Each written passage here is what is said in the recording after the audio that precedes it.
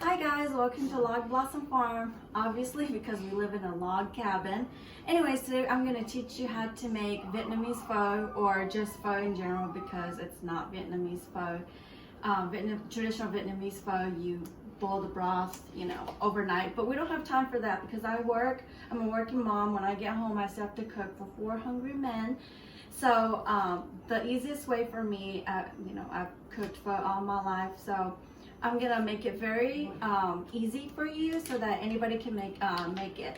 So all you have to do is go to Walmart or go to whatever grocery store that you have, buy the beef rib racks, and it'll come in a 2-pack. So what you want to do is just cut this between the bones where the soft spot is, and then just put it into your Instant Pot. And once I get that cut, I'll come back and tell you how I put it together. It's super easy and super fast and super simple. Okay, so I have taken my beef ribs out of the packaging. I've rinsed it thoroughly. You want to make sure that you rinse all the gunk off, because when they go through the machine at the shop, you get little itty bitty pieces of like bones. Now you want to cut it between the bones. So this white part right here, if you can feel it, see, that's the bone, and then here's the next bone. So where the flesh is, you want to cut right through it, into pieces. And once I get this done cutting, I just throw it right into the Instant Pot, into the pot.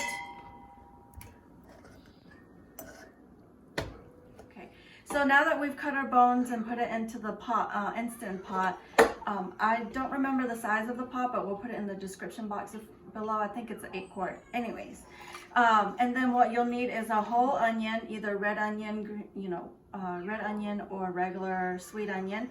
You just stick the whole thing in here. You can either roast it, but who's got time for that? So just throw your whole onion in.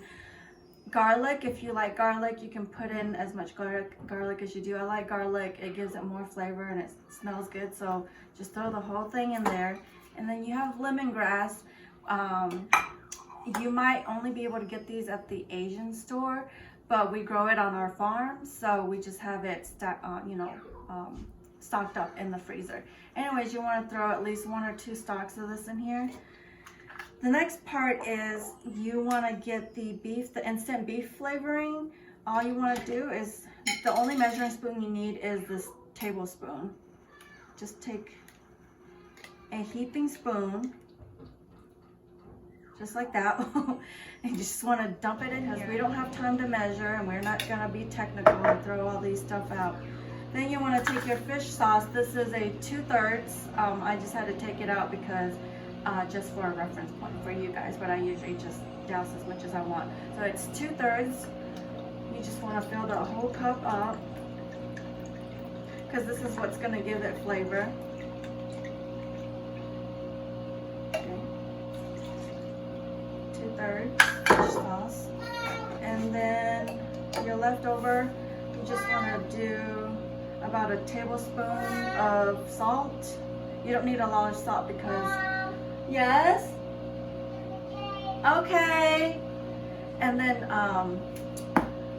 pour it in there because the fish sauce is what's going to give you that sweet flavor, that salty flavor.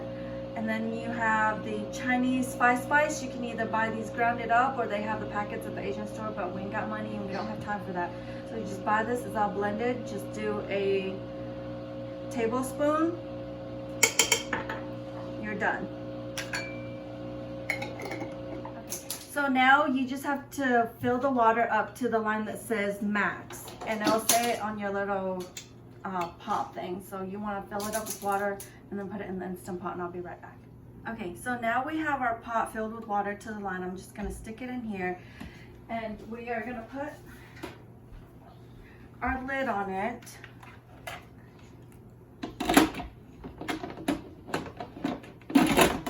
Wrong side.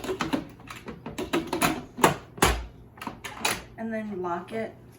And then I'm gonna take this outside and let it cook outside on the porch, because I don't like having food being cooked inside the house.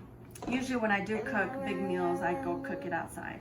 So what you're gonna do is plug it up, and the only thing that you have to press is the meat and stew button. You press it and you leave it alone, and then they'll do its thing, and then when it's done, your pho is ready, but I'll update you that once I get it done.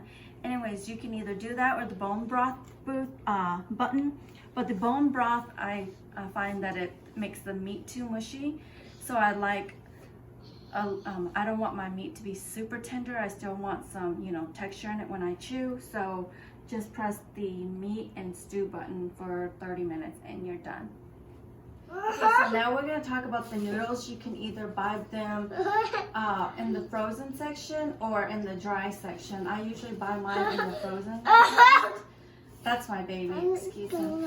And it comes in individual packs, about 2 to 4 servings, depending on how much, you know, you eat in your portion size. But I usually buy them in the big pack, which is like $10, and then I divide them up and I stick it in the freezer so that if I, you know, when I get home from work, I could just take out what I need, stick it in a pot, soak it in water for about as long as the broth is cooking, and just leave it hassle-free. So I'm going to go ahead and soak this and let it sit on the side while my broth is outside cooking. All right.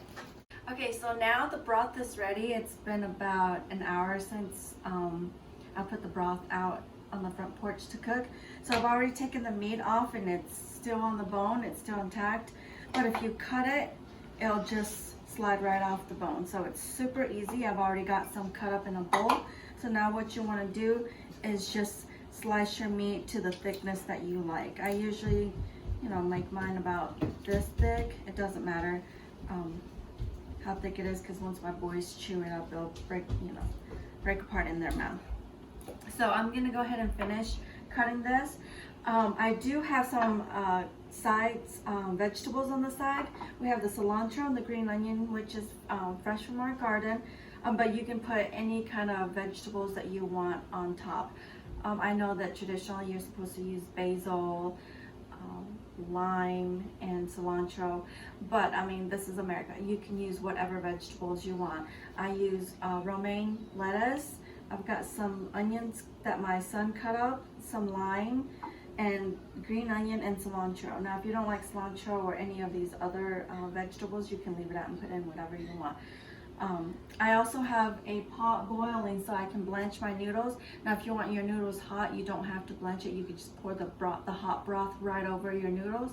But if you like your noodles soft, then I'd recommend you blanching them. I blanch them before I put the hot broth over it. That way, the noodles are warm and it doesn't cool the broth down as fast, and it does make the noodles a bit tender. Okay, so once you have your pho ready and put together, this is what it should look like. I did add Asian meatballs to it, so you can get these at the Asian store, but I figured it might be a texture thing and a lot of you won't like it. But this is the beef short rib that we've cut up, the onion, the Asian sausage, the green onion and cilantro, and a little bit of sriracha. If you like any other condiments, making it spicier, you can also add this ground up chili paste and add it to your pho. But other than that, it's, you know, ready for you to eat. Enjoy!